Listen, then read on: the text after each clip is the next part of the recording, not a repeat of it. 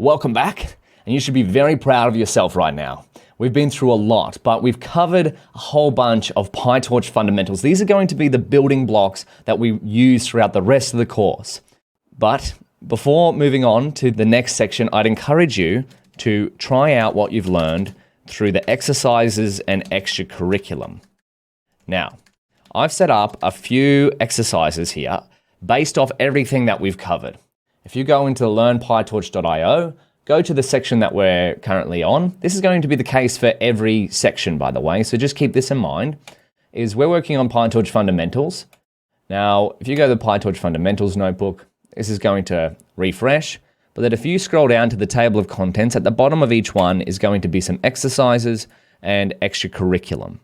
So these exercises here, such as documentation reading, because a lot, you've seen me refer to the PyTorch documentation for almost everything we've covered, a lot, but it's important to become familiar with that. So exercise number 1 is read some of the documentation. Exercise number 2 is create a random tensor with shape 7, 7. 3, perform a matrix multiplication on the tensor from 2 with another random tensor. So these exercises are all based off what we've covered here.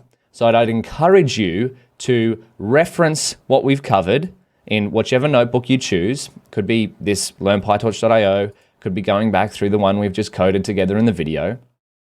So I'm going to link this here, exercises.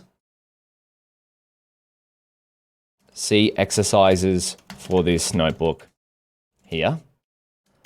So then, how should you approach these exercises? So one way would be to just read them here, and then in Colab, we'll go File, New Notebook, wait for the notebook to load. Then you could call this 00 PyTorch exercises or something like that. And then you could start off by importing Torch, and then away you go. For me, I'd probably set this up on one side of the screen, this one up on the other side of the screen, and then I just have the exercises here. So number 1, I'm not going to really write much code for that, but you could have documentation reading here. And then, so this encourages you to read through torch.tensor and go through there for 10 minutes or so. And then for the other ones, we've got create a random tensor with shape 7, 7. So we just comment that out. So torch, rand, 7, 7. And there we go. Some are as easy as that, some are a little bit more complex. As we go throughout the course, these exercises are going to get a little bit more in depth as we've learned more. But if you'd like an exercise template, you can come back to the GitHub. This is the home for all of the course materials. You can go into extras and then exercises. I've created templates for each of the exercises. So PyTorch fundamentals exercises.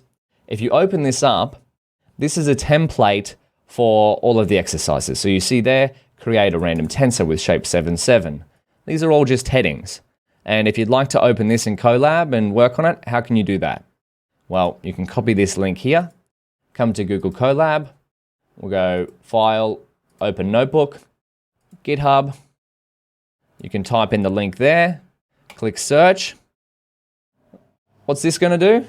Boom, PyTorch fundamentals exercises. So now you can go through all of the exercises. This will be the same for every module on the course and test your knowledge.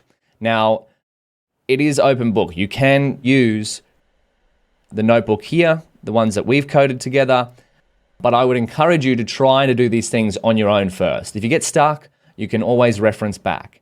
And then if you'd like to see an example solutions, you can go back to the extras. There's a solutions folder as well. And that's where the solutions live. So the fundamental exercise solutions, but again, I would encourage you to try these out, at least give them a go before having a look at the solutions. So just keep that in mind. At the end of every module, there's exercises and extra curriculum. The exercises will be code-based. The extra curriculum is usually like reading-based. So spend 1 hour going through the PyTorch basics tutorial. I'd recommend the quick start and tensor sections. And then finally, to learn more on how a tensor can represent data, watch the video, What's a Tensor, which we referred to throughout this. But massive effort on finishing the PyTorch fundamentals section. I'll see you in the next section.